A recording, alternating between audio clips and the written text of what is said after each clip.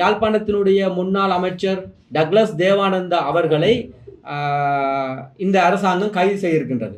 இதற்கு முன்னர் உங்களுக்கு தெரியும், கிழக்கு மாகாணத்திலே மட்டக்களப்பு மாவட்டத்திலே சிவநேசன் துறை சந்திரகாந்தன் என்று அழைக்கக்கூடிய முன்னாள் விடுதலை புலி உறுப்பினர் பிள்ளையான் அவர்களையும் கைது செய்திருக்கின்றது. பல குற்றச்சாட்டுகளை இன்று வரைக்கும் அவர் சிறையில் இருக்கின்றார். ஆனால் இன்னும் அவர் வெளிவரவில்லை. ஆகவே இந்த அடிப்படையில் இன்று டக்ளஸ் தேவானந்தாவை கைது செய்திருக்கின்றார்கள். இந்த நிகழ்ச்சி நிரலின் அடிப்படையிலே நாளை அல்லது நாளை மறுநாளோ இந்த அரசியல் கட்சி தலைவர்மார், அதாவது எங்களோட போராட்ட ஒரு காலத்திலே எங்கள் மக்களுக்காக ஆயுதம் தூக்கி போராடிய அனைத்து கட்சி தலைவர்களுக்கும் இந்த ஆபத்து நெருங்கி கொண்டிருக்கிறது. அது சித்தார்த்தனாக இருக்கலாம், அல்லது செல்வம் அடைக்கலனாக இருக்கலாம், அல்லது சந்திரகுமாராக இருக்கலாம். அப்படி ஏனைய அரசியல் கட்சி தலைவர்களையும் இந்த அடிப்படையிலே கைது செய்யத்தான் போகின்றார்கள் எதிர்வரும் காலங்களிலே. இன்று டக்ளஸ் தேவானந்தா கைது செய்யப்பட்டிருக்கின்றார், நாங்கள் வெடிகொளுத்தி கொண்டாடுகின்றோம். அன்று பிள்ளையான் கைது செய்யப்பட்டார், நாங்கள் வெடிகொளுத்தி கொண்டாடுகின்றோம். நாளை வியாழேந்திரனோ கருணாமோனோ கைது செய்யப்பட்டால் வெடிகொளுத்தி கொண்டாடுவோம். அடுத்த நாள் சித்தார்த்தனோ அல்லது செல்வம் அடைக்கலநாதனோ சந்திரகுமாரோ கைது செய்ய நாங்கள் வெடிகொளுத்தி கொண்டாடுவோம். ஆகவே இந்த முறைமை நாங்கள் இதன் மூலமாக அரசாங்கம் ஒரு செய்தியை தெளிவாக சொல்கின்றது. நாங்கள் வடகிழக்கிலே எந்த அரசியல் தலைவரை கைது செய்தாலும் அந்த மக்கள் தங்களை ஆதரிக்கின்றார்கள், தங்களை தாங்கள் செய்து சரியென்று நினைக்கின்றார்கள், தங்களுடைய திட்டங்கள் நிறைவேறி கொண்டிருக்கின்றன என்று அவர்கள் கூப்பறிக்கின்றார்கள். உங்களுக்கு தெரியும், நாட்டினுடைய ஜனாதிபதியாக வந்திருக்கக்கூடிய அனுரகுமார திசாநாயக் அவர்கள் நினைக்கிறேன் இன்றைக்கு ஒரு வருடத்தை கடந்திருக்கின்றது அவருடைய ஆட்சி. கடந்த ஜனாதிபதி தேர்தல் காலத்திலே அவர் வடகிழக்கினுடைய தமிழ் மக்களுக்கு, வாழ்கின்ற தமிழ் மக்களுக்கு மத்தியிலே உரையாற்றுகின்ற போதும் அவருடைய பிரச்சார பணிகளை தொடர்ந்த போதும் பல கருத்துக்களை சொல்லியிருந்தார். அவர் சிங்கள மக்களுக்கும் அவ்வாறே சொல்லியிருந்தார், அதையே தமிழ் மக்களுக்கும் சொல்லியிருந்தார். அதாவது தான் ஆட்சிக்கு 24 மணி நேரங்களில் கொச்சிக்கடை ஈஸ்டர் குண்டு தாக்குதல் சூத்திரதாரிகளை கைது செய்வேன் என்று அவர் முதலாவதாக சொல்லியிருந்தார். 24 மணி நேரத்துக்குள்ளே அந்த குற்றவாளிகளை அடையாளம் கண்டிருக்கின்றோம், அவர்களை கடந்த அரசாங்கங்கள் கைது செய்யவில்லை, அந்த விசாரணை இழுத்தடிக்கப்பட்டிருக்கின்றன, அந்த குற்றவாளிகளை தான் கைது செய்து அடைப்பேன் என்று சொல்லியிருந்தால், ஆனால் அது இன்று ஒரு வருஷம் ஆண்டியும் அதனுடைய எந்த விதமான நடவடிக்கையுமே நடக்க முடியவில்லை. அதுபோல ஈஸ்டர் குண்டு தான் இல்லை, பயங்கரவாத தடை சட்டம் வடகிழக்கிலே தமிழர்களுக்கு எதிராக மிக மோசமாக கடந்த ஆட்சி காலங்களிலே பாதிக்கப்பட்ட பயங்கரவாத தடை சட்டத்தை இல்லாமல் ஒழிப்பேன் என்று சொல்லியிருந்தார். ஜனாதிபதியுடைய நிறைவேற்று அதிகாரம் ஜனாதிபதி முறைமையை ஒழிப்பேன் என்று சொல்லியிருந்தார். அவ்வாறு பிணைமுறை மோசடி சூத்திரதாரிகளை கைது செய்து உள்ளே போடுவேன் என்று சொல்லியிருந்தார். ஆகவே இவ்வாறு பல தகவல்களை ஜனாதிபதி அனுரகுமார திசாநாயக் அவர்கள் ஊடகங்கள் மூலமாகவும் பிரச்சார மேடைகளையும் முழங்கி வந்திருக்கின்றார். அவர் பேச்சு திறமை மிக்கவர் என்பதை இந்த உலகம் நன்கு அறியும்.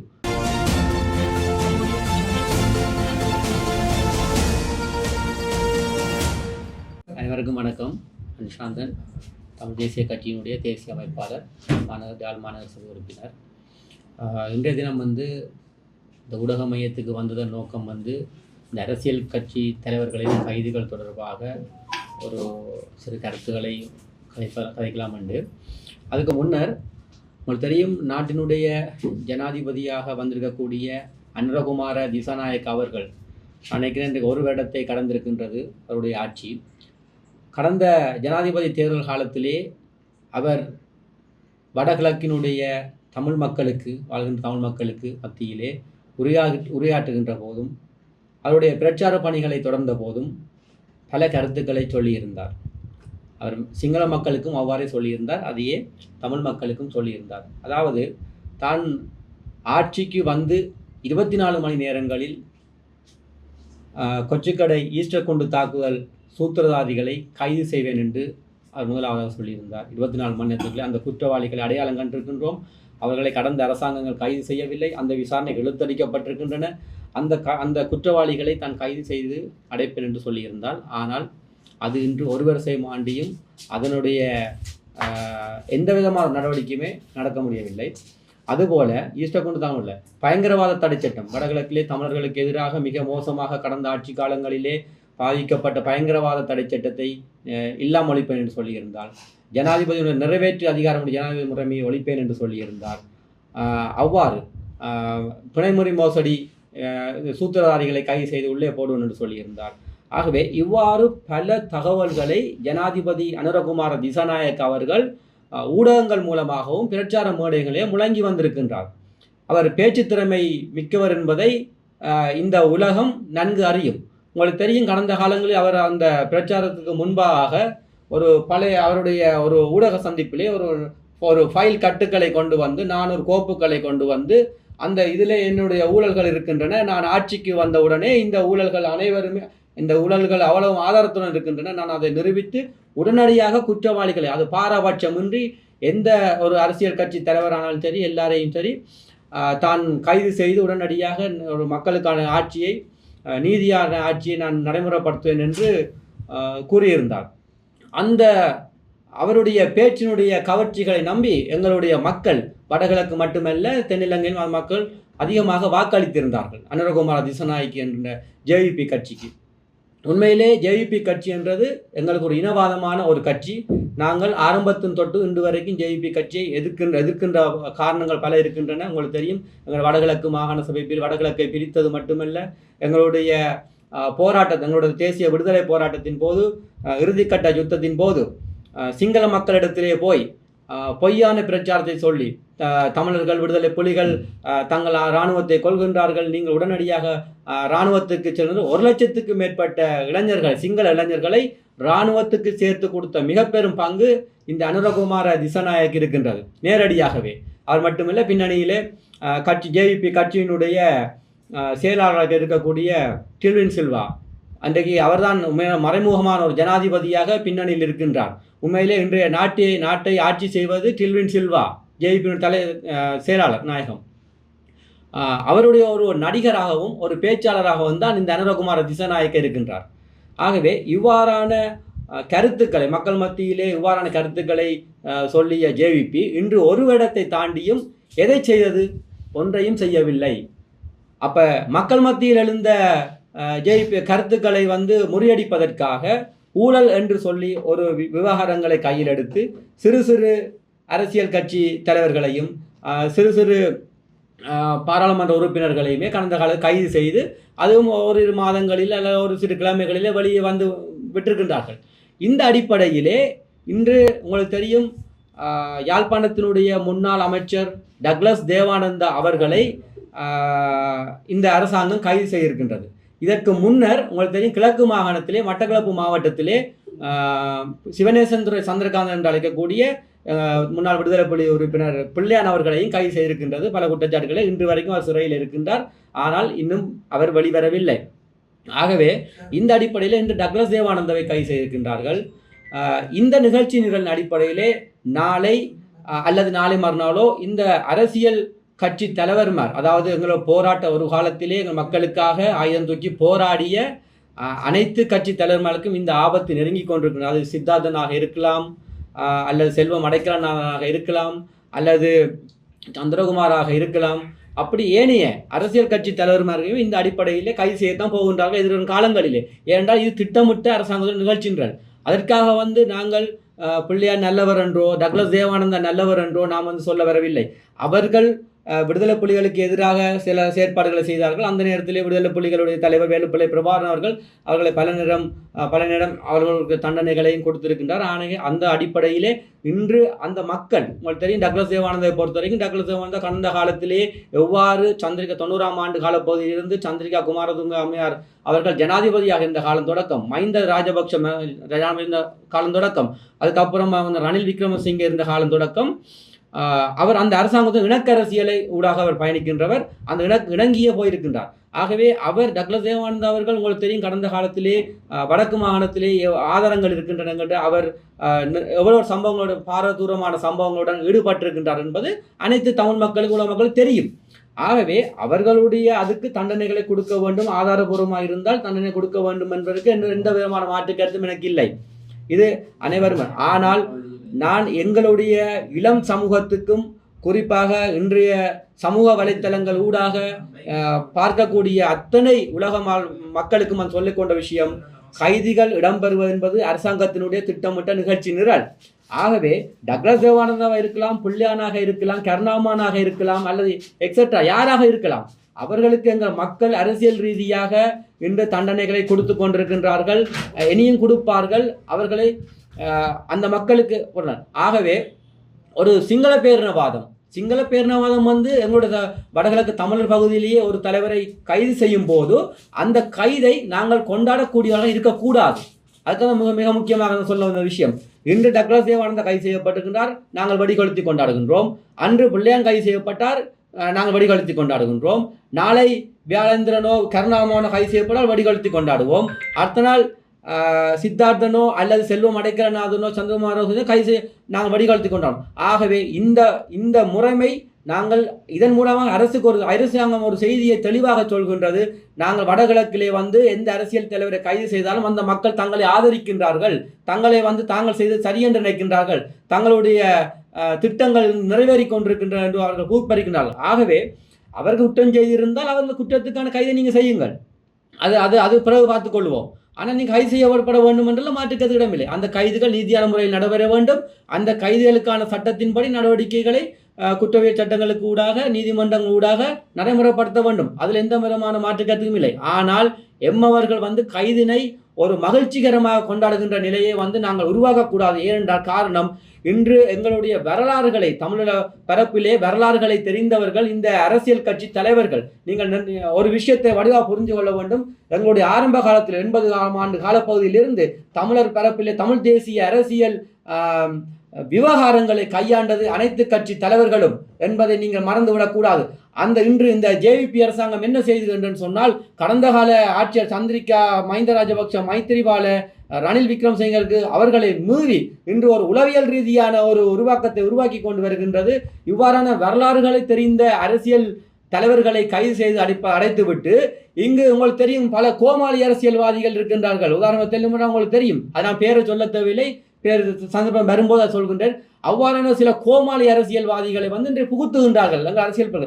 அவ்வாறு ஒரு வரலாறு தெரிந்த அரசியல்வாதிகளை கைது செய்து உள்ளுக்கு அடைத்துவிட்டு கோமாளிகளை பூத்துவதன் நோக்கம் இன்றைக்கு உலக அரங்கில் இருந்து தமிழ் தேசிய அரசியலை வந்து ஒரு நீக்கும் செயற்பாடாகவே நாங்கள் பார்க்கப்பட வேண்டியிருக்கின்றது. இன்றைக்கு தமிழ் தேசிய அரசியல் உங்களுக்கு தெரியும் சர்வதேசத்திலே வந்து நிலை கொண்டுள்ளது. எங்களுடைய ஈழம் சம்பந்தமான அரசியல், அந்த அரசியலை நாங்கள் கேள்விக்குறியாக்கி சர்வதேச அரசியல் நிகழ்ச்சி நிலை வந்து நாங்கள் சர்வதேசத்திலே எங்கள் அரசியல் பலவீனப்பட வேண்டும் என்று சொன்னால் இங்கு பல கோமாளிகள் இருக்க வேண்டும் பாராளுமன்றத்திலே. இன்றைக்கு அந்த கோமாளிகளைத்தான் அரசாங்கம் வளர்த்து கொண்டு வருகின்றது. அவர்களை வளர்ப்பதற்காகத்தான் அல்லது இனிவரும் மாகாண சபைகளுக்கு அல்லது மாகாண சபையில் வைத்து அந்த மாகாண சபைகளுக்கும் அவ்வாறான இன்னும் பல கோமாளிகளை உருவாக்க வேண்டும் என்றால் இவ்வாறான ஒரு வரலாறு தெரிந்த அரசியல் தலைவர்கள் கைது செய்யப்பட வேண்டும் என்றது அவர்களுடைய நிகழ்ச்சி நிரலாகவே இருக்கின்றது. ஆகவே இவர்களை கைது செய்யப்பட வேண்டும் என்றால் உங்களுக்கு தெரியும், கடந்த காலத்திலே முன்னாள் அமைச்சர் டக்ளஸ் தேவானந்தா அவர்கள் துணை இராணுவ குழுவாக இயங்கி இருக்கின்றார், இந்த உலகம் அறியும். ஆகவே அவர் துணை இராணுவ குழுவாக இயங்கும் போது இன்றைக்கு தெரியும் அவர் வந்து ஒரு அவர்களுடைய துப்பாக்கி பாதாள உலக குழு ஒருவருடைய மதுஷ் என்று சொல்லக்கூடிய அவர் பாவித்தார் என்ற குற்றச்சாட்டிலே கைது செய்யப்பட்டு மேலதிக விசாரணைகளின் போது அவருக்கு வழங்கப்பட இலங்கையினுடைய இராணுவத்தினால் 16 AK-47 என்று சொல்லக்கூடிய துப்பாக்கிகளும் 1000க்கும் மேற்பட்ட துப்பாக்கி ரவைகளும் வழங்கப்பட்டுகின்றன. இப்போது என்னுடைய கேள்வி என்னென்று சொன்னால், ஒரு கட்சியினுடைய தலைவராக இருந்தவர் அமைச்சர் டக்ளஸ் தேவானந்தா. அந்த டக்ளஸ் தேவானந்தா அவர்களுக்கு வந்து இலங்கை அரசாங்கம் மிகப்பெரிய பாதுகாப்பை வழங்கியிருந்த அந்த காலத்தில் உங்களுக்கு தெரியும், பல அவர் அமைச்சர் கொழும்பிலிருந்து வந்தாலோ அல்லது இங்கேயோ உள்ளூரில் போகும்போது கூட பல கவசமான படையணிகள், பல ஆர்மி கொமாண்டோக்கள், STF முப்படைகளை நினைக்கின்றேன். அவ்வாறான ஒரு பலத்த பாதுகாப்பின் மத்தியிலே பல கோடிகளை செலவழித்து இந்த அரசாங்கம் டக்ளஸ் தேவானந்தா அவர்களை பாதுகாத்தது. அதில் எந்த விதமான யாரும் மாற்றுக்கிறது உங்களுக்கு நாங்கள் கண்கூடாக பார்த்து நாங்கள் அவ்வாறு அந்த அரசாங்கம் பல இராணுவ கட்டமைப்பை பயன்படுத்தி டக்ளஸ் தேவானந்தாவை பாதுகாக்கும் போது எதற்காக 16 மட்டுமல்ல இன்னும் மறைமுக நிறைய இருக்கின்றன அவ்வளவு துப்பாக்கிகளை ஏன் தனிப்பட்ட முறையில் ஒரு அமைச்சர் ஒரு கட்சியின் தலைவருக்கு இந்த அரசாங்கம் வழங்கியது? அதை யார் வழங்கினார்கள்? முன்னால் இருந்த இராணுவ தளபதிகள், இலங்கையினுடைய இராணுவத்தினுடைய கொமாண்டர்மேர், அதற்கு மேலதிகாரம் உள்ள அந்த ஆளுநர்கள், அந்த நேரத்தில் உள்ள ஜனாதிபதி சந்திரிகா குமாரதுங்க அம்மையார், மஹிந்த ராஜபக்ஷ போன்றவர்கள் அந்த காலத்திலே அமைச்சருக்கு அந்த ஆயுதங்களை வழங்கி இருக்கிறார்கள். ஆகவே இன்று இந்த ஆயுத குற்றச்சாட்டிலே வந்து டக்ளஸ் தேவானந்தா அவர்கள் கைது செய்யப்பட்டிருக்கார்கள் என்றால் இது சாதாரண விடயம் அல்ல. இது உங்களுக்கு தெரியும், சர்வதேச அரங்கிலே இன்று போர்க்குற்றத்துக்கான விசாரணைகள், இலங்கையில் நடந்த போர்க்குற்றங்கள், காணாமல் போனல்கள், கடத்தல்கள், கைதுகள் சம்பந்தமான அனைத்துக்குமே இன்றைய ஐக்கிய சபைகளிலே விசாரணைகள் போடப்பட்டிருக்கின்றன, வழக்குகள் போடப்பட்டிருக்கின்றன, அதற்கான விசாரணைகள் இருக்கின்றன. ஆகவே இன்று இவ்வளவு இலங்கை அரசாங்கம் இந்த துணை இராணுவ குழுக்களை நாங்கள் உருவாக்கவில்லை, துணை இராணுவ குழுக்கள் இங்கே இருக்கவில்லை வடகிழக்கிலே என்று எங்களுடைய வெளிவிவகார அமைச்சர்மார் அவர்கள், கடந்த காலத்தில் இருந்த வெளிவிவகார அமைச்சர்மார் அவர்கள், அமைச்சர்கள் போய் ஐக்கிய நாடு சபையில் முழங்கி இருக்கின்றார். அதுக்கான ஆதாரங்களும் எங்களிடம் இருக்கின்றன ஒவ்வொரு சபையிலே. ஆகவே இன்று ஒரு வரப்பிரசாதமாக டக்ளஸ் தேவானந்தா அவர்கள், அமைச்சர் டக்ளஸ் தேவானந்தா கைது என்பது, இன்று அவருடைய சாட்சியங்கள் என்பது இந்த சர்வதேச அளவிலே மையம் கொண்டிருக்கின்றது. இதை எங்கள் அரசியல் தலைவர்களோ சர்வதேசத்தில் உள்ள புலம்பெயர் தேசத்தில் உள்ள இவர்களோ சரியாக நீங்கள் புரிந்து கொள்ள வேண்டும். ஏனென்று சொன்னால் இந்த அமைச்சர் டாக்டர் தேவானந்தாவுக்கு இராணுவம் இன்றைக்கு துப்பாக்கிகளை கொடுத்தது உறுதியாக உள்ளது. அதாவது நீங்கள் பார்த்தீங்கன்னு சொன்னால் இலங்கையினுடைய இராணுவத்தினுடைய கட்டமைப்பு இவருக்கு தனிப்பட்ட முறையிலே துப்பாக்கிகளை வழங்கி இருக்கின்றன. அந்த துப்பாக்கிகளுக்கு என்ன நடந்தது, கொடுக்கப்பட்ட ரவைகளுக்கு எங்கே நடந்தது, அவர் எங்கே பாதிக்கப்பட்டன? அப்போ உங்களுக்கு தெரியும், கடந்த காலத்தில் யாழ்ப்பாணத்தில் எவ்வளவு பேர் சுடப்பட்டார்கள், வடகிழக்கில் சுடப்பட்டிருக்கின்றார்கள், பலர் கடத்தப்பட்டிருக்கார்கள், காணாமல். இதற்கெல்லாம் யார் காரணம் என்பதை நீங்கள் புரிந்து கொள்ள வேண்டும். ஆகவே இந்த குற்றச்சாட்டு என்பது சாதாரணமான குற்றச்சாட்டு இல்லை. இதன் பின்னணியிலே இலங்கையினுடைய அத்தனை மிகப்பெரிய கட்டமைப்பு, இலங்கையினுடைய மிகப்பெரிய கட்டமைப்பு இராணுவ கட்டமைப்பு சம்பந்தப்பட்டிருப்பது உங்களுக்கு தெரிந்திருக்கின்றது. ஆகவே இந்த டக்ளஸ் தேவானந்தாவை மேலதிக விசாரணைகளுக்கு அப்புறம் இந்த இராணுவத்தினுடைய அக்காலப்பகுதியில் இருந்த இராணுவ அதிகாரிகள், இராணுவ சிப்பாய்கள், இராணுவத்தினுடைய உயர்மட்ட அதிகாரிகள் மட்டுமல்ல, நாட்டினுடைய பாதுகாப்பு அமைச்சராக செயற்பட்டிருந்தவர்கள், பாதுகாப்பு அமைச்சர்கள், அவர்களுக்கு மேலுள்ள இலங்கையினுடைய அக்காலப்பகுதியில் இருந்த 90ஆம் ஆண்டு 2019ஆம் ஆண்டு வரைக்கும் உள்ள இராணுவ இலங்கையினுடைய ஜனாதிபதிகள் விசாரிக்கப்பட வேண்டும் சர்வதேசங்களே. ஆகவே இது ஒரு சாதாரண விடயமில்லை. இந்த விவகாரங்கள் சர்வதேசம் வரை கொண்டு போக வேண்டும். இன்றைக்கு அமைச்சர் டக்ளஸ் தேவானந்தா என்பவர் ஒரு சாட்சியாக மாறியுள்ளார். அவருடைய வாக்குமூலங்கள், அதை விட இன்னும் மிகவும் விடயம், இன்றைக்கு இராணுவம் துப்பாக்கிகளை வழங்கி இருக்கின்றது. அந்த இராணுவத்தின் துப்பாக்கிகளை சட்டவிரோதமாக அமைச்சர் டக்ளஸ் பயன்படுத்தியிருக்கின்றார். இதை இலங்கையினுடைய காவல்துறை என்று பிடித்திருக்கின்றது. அதாவது ஐஜிபிக்கு கீழே இருக்கக்கூடிய குற்றப்புலனாய்வுத்துறை இன்றைக்கு இதை விசாரணை செய்திருக்கின்றது. இன்றைக்கு இராணுவமே இலங்கையினுடைய காவல்துறையே இராணுவத்தை காட்டி கொடுத்திருக்கின்றது. இது மிகப்பெரிய எங்கள் சாட்சியம்.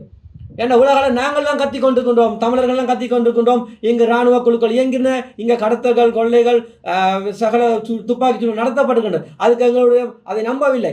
இன்று அமைச்சருடைய சாட்சியங்கள் மூலமாக இலங்கை காவல்துறை ஒரு விஷயத்தை புரிந்து, இலங்கையினுடைய காவல்துறை இலங்கை இராணுவத்தை பிடித்து கொடுத்திருக்கிற ஆதாரமாக.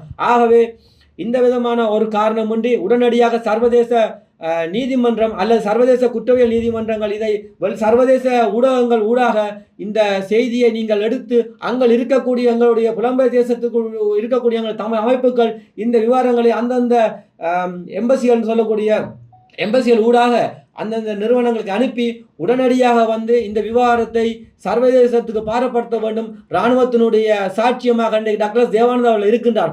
ஆகவே இந்த காலகட்டத்திலே டக்ளஸ் தேவானந்தா இப்போதோ நாளையோ வழியில் வரமாட்டாரோ என்பது எங்களுக்கு தெரியவில்லை. ஆனால் அரசாங்கம் நிச்சயமாக இனிவரும் காலங்களில் இதை இராணுவத்துக்கு எதிராக ஒரு கேஸ் வந்திருக்கின்றபடியா குற்றச்சாட்டு, நிச்சயமாக இந்த குற்றச்சாட்டை மறைப்பதற்கான தேவை இராணுவத்துக்கு இருக்கின்ற இந்த அரசாங்கத்துக்கு கட்டாயம் இருக்கின்றது. ஆகவே இந்த அரசாங்கம் இதை மூடி மறைப்பதற்கோ அல்லது ஒரு சின்ன கிறிஸ்டல் கேஸோட இதை நிற்பாட்டுவதற்கோ நாங்கள் விட முடியாது. ஆகவே அந்த 16 துப்பாக்கிகள், 1000க்கும் மேற்பட்ட குண்டுகள் இருக்கின்றன. ஆகவே இலங்கை இராணுவம் சர்வதேச அரங்களை நிப்பாட்டப்பட வேண்டும் என்பதை கூறிக்கொள்வதோடு எங்களுடைய இளம் சமூகம் வடகிழக்கில் இருக்கின்ற அல்லது புலம்பெயர் தேசத்தில் இருக்கின்ற இளம் சமூகத்தினருக்கு நான் ஒரு காட்டமாக ஒரு கண்டிப்பான விஷயத்தை சொல்கின்றேன். எந்த ஒரு அரசியல் கட்சியினுடைய தலைவருடைய கைதையும் எங்கள் மக்கள்கள் ஆதரித்தோ அல்லது அதை ஒரு வெற்றிகரமான ஒரு நிகழ்வையோ கொண்டாடக்கூடாது. ஏனென்று சொன்னால் உங்களுக்கு தெரியும், இது ஜேவிபி அரசாங்கத்தினுடைய திட்டம் நிகழ்ச்சி நிரலும் ஒன்று. ஆகவே கைது செய்யப்பட வேண்டியவர்கள் கைது செய்யப்பட வேண்டும். அவர்கள் குற்றம் இழைத்திருந்தால் அவர்களுடைய நடவடிக்கை நீதிமன்றம் ஊடாக குற்ற தண்டனைகள் வழங்கப்பட வேண்டும் என்பதில் நாங்கள் ஆணித்தரமாக இருக்கின்றோம். அதே நேரத்தில் ஜேவிபியினுடைய இந்த திட்டமிட்ட நிகழ்ச்சியினர்கள் இனியும் தொடரப்போகின்றது வடகிழக்கு முழுவதும். எங்களுடைய வரலாறு தெரிந்த அரசியல் கட்சி தலைவர்களை தூக்கி அவர்களை சிறையில் அடைத்துவிட்டு கோமாளிகளை இன்றைக்கு வடகிழக்கில் இறக்கி இருக்கின்றார்கள். அந்த கோமாளிகள் என்று வந்தால் உங்களுக்கு தெரியும், அவர்களுடைய ஒரு கூட்டத்தை கூட நடத்த முடியவில்லை, ஒரு பாராளுமன்றத்தில் கதைக்க முடியவில்லை.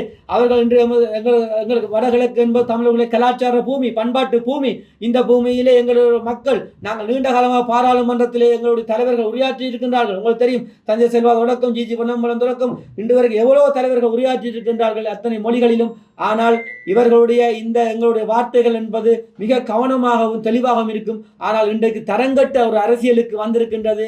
அதை எங்கள் மக்கள், நாங்கள் சொல்ல தேவையில்லை. இன்றைக்கு அவர்களுக்கு வாக்களித்த மக்கள்கள் அதை உணர வேண்டும். அது அந்த விவகாரத்தை உணர்ந்து கொண்டு எதிர்வரும் காலங்களில் இந்த மக்கள் சரியான நபர்களுக்கு வாக்களிக்க வேண்டும், சரியானவர்களை தெரிவு செய்ய வேண்டும். வாக்களிப்பு முக்கியமில்லை, தேர்தல் முக்கியமில்லை. ஆனால் ஒரு அரசியல் கட்சியை தொடங்குவதற்கு எவன் சரியானவன் என்பதை இனங்கண்ண வேண்டும். ஆகவே இந்த மக்களுக்கு நான் சொல்ல வேண்டிய விஷயம், இவ்வாறான சந்தோஷங்களை எல்லாம் நீங்கள் விடுத்து அரசாங்கம் தன் கடமையை செய்யும், சட்டம் தன் கடமையை செய்யட்டும். நீங்களாக இருங்கள். நீங்கள் நீங்கள் வாக்களித்து விட்டீர்கள், ஏதோ தெரியாதவர்கள் வந்து விட்டார்கள், நீங்கள் அதை வேடிக்கை பாருங்கள். எதிர்வரும் காலங்களில் அவர்களுடைய நடவடிக்கைகள் நீங்கள் காலம் பெறும்போது அதை நிகழ்த்துங்கள். தற்போது பாராளுமன்ற உறுப்பினர் அர்ச்சுனா ராமநாதன் தொடர்பான கருத்துக்கள் பொதுமக்கள் மத்தியிலே எதிர்ப்பு கருத்துக்கள் அதிகம் தெரிவிக்கப்பட்டு வருகின்ற நிலையில் அவருடைய கருத்து தொடர்பில் மக்களுடைய கருத்து தொடர்பில் நீங்கள் பார்ப்பார்கள். ஓம், இந்த நீங்கள் கேட்ட கேள்வி அர்ச்சுனா ராமநாதன் தொடர்பான மக்கள் தொடர்பான விமர்சனம் தொடர்பாக. ஆனால் நான் நினைக்கின்றேன், உண்மையை சொல்லப்போனால் நான் நினைக்கிறேன், இன்று நான் அரசியல் பிறப்புக்கு நான் நினைக்கின்றேன் 16-17 வருடங்கள் ஆகின்றது. நான் சிறு வயசுலேயே, நான் நினைக்கிறேன் 21 வயசுலேயே நான் மாநகர சபை உறுப்பினர் வந்தேன். அன்றிலிருந்து தமிழ் தேசிய அரசியல் ஊடாகவே பயணித்து கொண்டு வந்திருக்கின்றேன். இடையில் பல சம்பவங்கள் நடந்தாலும், ஆனால் சிறு வயதிலிருந்து இன்று வரைக்கும் ஒரு ஒழுக்க அரசியலையே மேற்கொண்டு வருகின்றோம். என்னை போல பல இளைஞர்கள் இங்கே ஒழுக்கமான அரசியலே வருகின்றனர். ஆகவே நான் நினைக்கின்றேன், இந்த கேள்விக்கு உண்மையில சொல்லப்போனால் மனநோயாளிகளுக்கு நாங்கள் பதில் சொல்ல வேண்டிய தேவை எங்களுக்கு இல்லை. ஏனென்னு சொன்னால், இங்கு பல கோமாளிகள், அர்ச்சுனா ராமநாதன் மட்டுமல்ல, நான் நினைக்கின்றேன் ஒரு 5 கோமாளிகளை நாங்கள் யாழ்ப்பாணத்திலே பார்க்கக்கூடியதாக இருக்கின்றது. அதாவது உங்களுக்கு தெரியும், ஜேவிபியினுடைய 4 அதாவது அமைச்சர் சந்திரசேகரன், பாராளுமன்ற உறுப்பினர் ரஜீவன், பாராளுமன்ற உறுப்பினர் பவானந்த ராஜா, பாராளுமன்ற உறுப்பினர் இளங்குமரன், அர்ச்சுனா ராமநாதன், இவர்கள் உண்மையில் ஒரு மனநோயாளர்கள். ஆகவே உண்மையில் ஒரு கோமாளிகள். அப்போ இவர்களை தெரிந்தோ தெரியாமலோ எங்கள் மக்கள் ஒரு மாற்றத்தை கொடுக்க வேண்டும் நம்பி அந்த மக்கள் வாக்களித்து விட்டார்கள். ஆனால் இன்று மக்கள் உணர்ந்து விட்டார்கள் அதை. ஆனால் நான் நினைக்கின்றேன், இதுதான் அவர்களுடைய அரசியலினுடைய, இந்த நான் சொல்கின்ற 5 கோமாளிகளுடைய கடைசி அரசியல் பயணமும் கடைசி பாராளுமன்றம் இதுதான் அவங்க அரசியல் வாழ்க்கையினுடைய. இதை நான் இப்போது சொல்கின்றேன், நான் எப்போது இறப்புனதறியா, நான் இருக்கும் வரைக்கும் நான் அடித்து சொல்கின்றேன், இந்த 5 கோமாளிகளுடைய கடைசி அரசியல் பயணம் இதுதான். இனிமேல் அது மக்கள் சரியான முறையிலே சரியானவர்கள் இனங்கண்டு சரியான கட்சிகளுக்கு இந்த மக்கள் வாக்களித்து சரியானவர்களை பாராளுமன்றத்துக்கோ மாகாண சபைகளுக்கோ உள்ளூராட்சி மன்றங்களுக்கோ அனுப்புவார்கள். நிச்சயமாக அனுப்ப வேண்டும் என்பதை நான் கேட்டுக்கொள்கிறேன்.